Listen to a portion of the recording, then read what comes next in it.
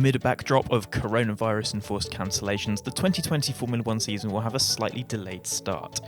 But nevertheless, I'm joined by Ben Anderson and Stuart Codling to talk about the 2020 runners and riders for the season coming up ahead, whenever that may begin, of course.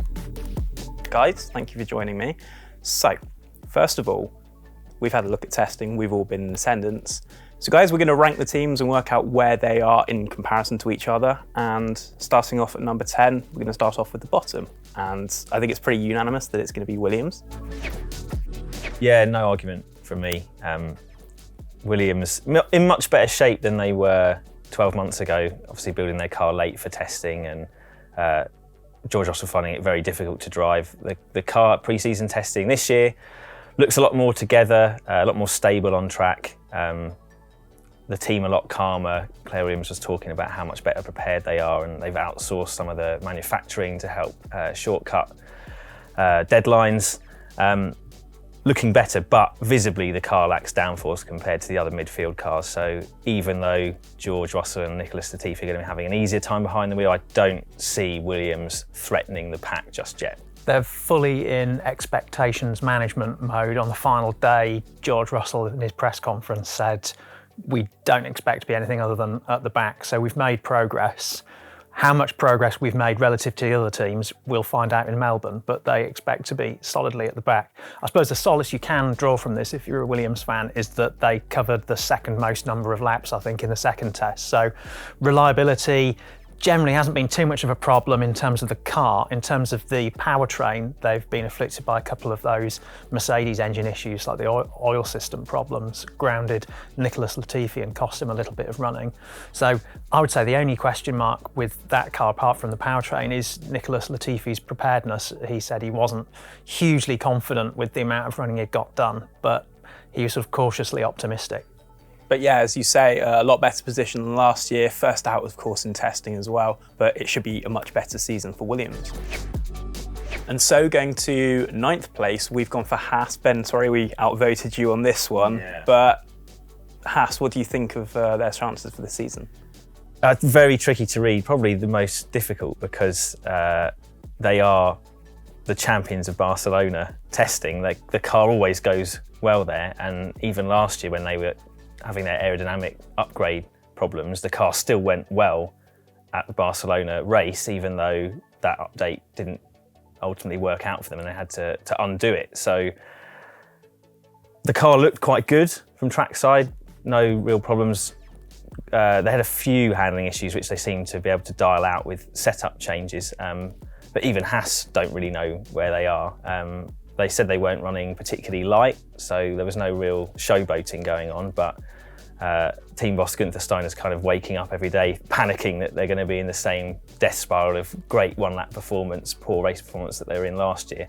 That will be the real test, really, when they're into their first race run in free practice. If they're really struggling to be consistent, then they won't be going anywhere compared to last year. But fingers crossed, they've put it behind them. In terms of the reliability, that weren't too bad. Kevin Magnussen managed almost 2 full race distances, I think, on the penultimate day of testing. Romain Grosjean, he wrote off the fact that they hadn't really done anything remarkable, as saying that what they were doing is lots of different types of setups to try and get as much understanding of the car as possible, so that if that would explain the handling issues then, wouldn't it? Yeah, so they were obviously, they might even have dialed in some problems so that they could then work out how to dial them back out again, so that they weren't actually afraid to be encountering those handling problems because they were learning how to get rid of them.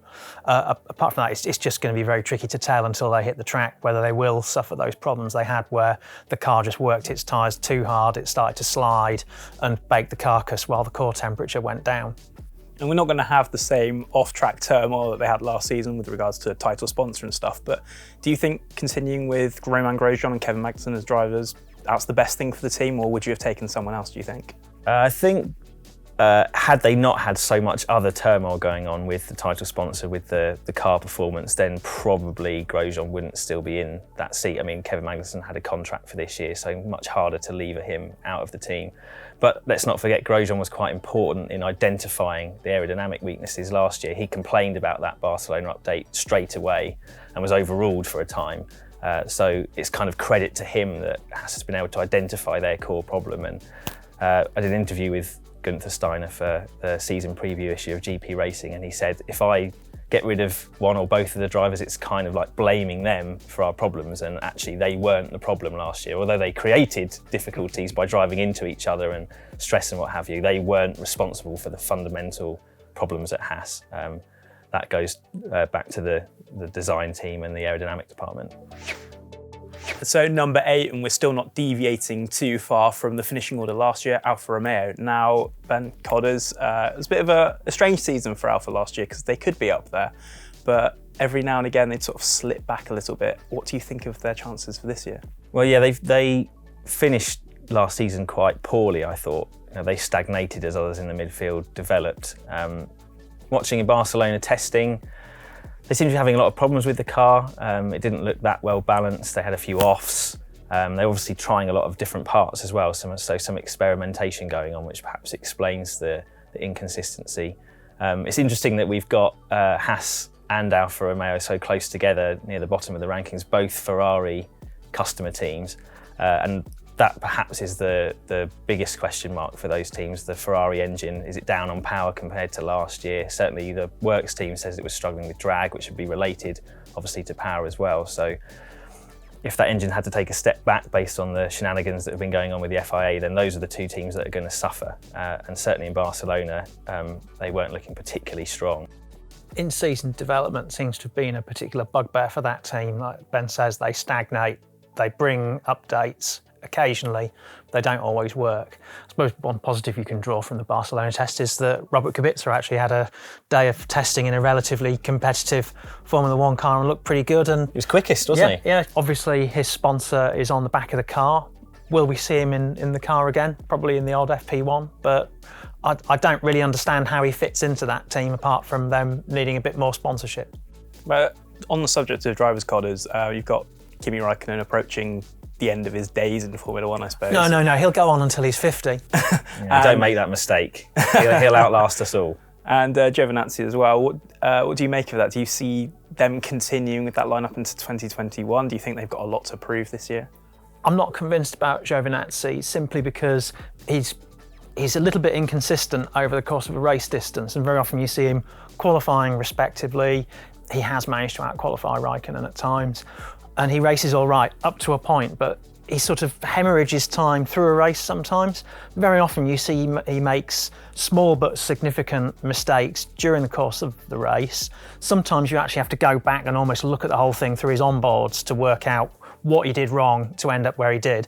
Other times he makes that mistake very conspicuously, such as at Spa last year, where he basically shot himself in the foot. He could have had quite a respectable finishing position, but he just blew it. So unless almost cost him his drive, didn't it? That mistake? If they'd been able to find someone better, they'd have taken that person. But no such person was ready and waiting at that point. Mick Schumacher not considered ready.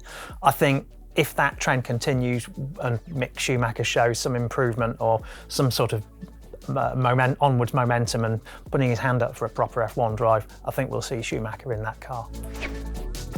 And now for what we think is going to be 7th. This one has prompted a little bit of debate, whether it's between them and perhaps another team, but we've gone for AlphaTauri or AlphaTauri, depending on your school of thought. Guys, you've both seen the car out on track. What did you think? I was quite impressed actually with the AlphaTauri. It looked like a well-balanced car through all types of corners, just maybe lacking a bit of peak load, as you'd probably expect. It's not going to be in the aerodynamic realms of Red Bull, Mercedes, Ferrari. But yeah, quite a consistent car. The thing that's the big unknown for them, I think, is the performance of the Honda engine. I got the sense that both Honda engine teams were running quite conservatively in Barcelona, and there's potentially more to come there. But how much that potential is, I don't know, and that will be key really. They had a strong year last year, their best since 2008, I think, in their Toro Rosso guys.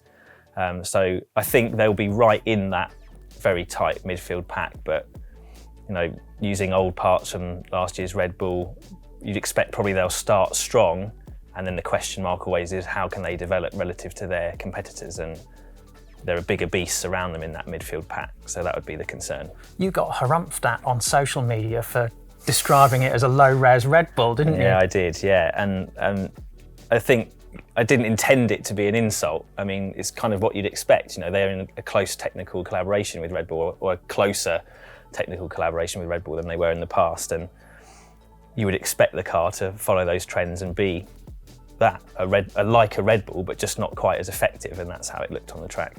I think our only caveat in putting them P7 in our little roundup here is that we haven't really seen what the Honda powertrain is capable of this year. There were a couple of moments during the Barcelona test where it looked like they had sort of gone to a higher power mode. You'd see Pierre Gasly on one particular day all of a sudden be much quicker along the straight than he had been, and then instantly rein it back. So they were obviously checking something, but I certainly don't think we've seen everything that powertrain has to give yet. And if there's a lot in the tank, then they could be really, really competitive in that midfield group, because as I say, the car looks really good.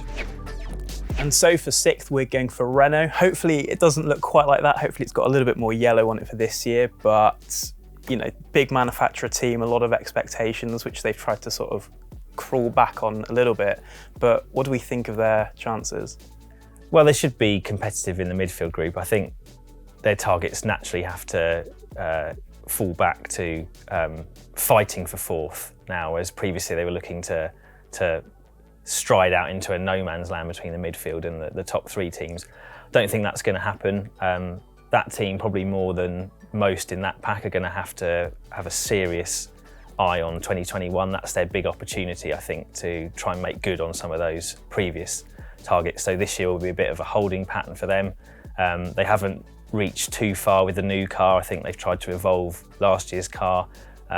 They seemed like they were getting more on top of it towards the end of last year anyway, in terms of understanding, so they should be able to start the season fairly strongly with a package they understand. The car looked pretty decent from trackside. I didn't see a lot of it, but the laps that Daniel Ricciardo did past me looked quite good, and obviously he'd set a very competitive time on the final day, so we can't always read too much into that, but the drivers seem quite happy with the car. Most of the things that they complain about seem to be able to be dialed out with setup changes, so yeah, encouraging for Renault, but don't expect them to perform miracles this season, I don't think. They've got good drivers, but whether this issue of whether they've actually taken the previous year's design on, it could be a problem for them. And my overriding impression of this team is one that worries too much about what people say or write about them. Just from the minute we went to the launch, where we weren't even shown the car, and we were told that's because you lot just look at the render and say that car's going to be rubbish, so we decided not to show you a car at all. You have Pat Fry saying, well, I've only just arrived as technical director. When I was working for McLaren before, there was quite a lot of low-hanging fruit we could go for. With this, there's not so much. So their entire messaging pre-season has been trying to control expectations and almost framing this as another interim season, yet another transition season before the whole jam tomorrow thing. 2021 is our year. So I think maybe we won't see that much in terms of fireworks from them, but in general a sort of solidity. But as Ben says, you can't take coming 4th in the Constructors' Championship for granted. You have to be in there scrapping every step of the way. And time and again last season, I felt that they almost threw potentially good finishes away by trying risky and bizarre alternate strategies that left the drivers with too much work to do over the final part of a race. And they have to really iron that out, as well as getting on top of the car. So that's our countdown from 10th to 6th. Who's going to be in 5th to 1st? Who do we think is going to be the championship winner? Stay tuned to find out.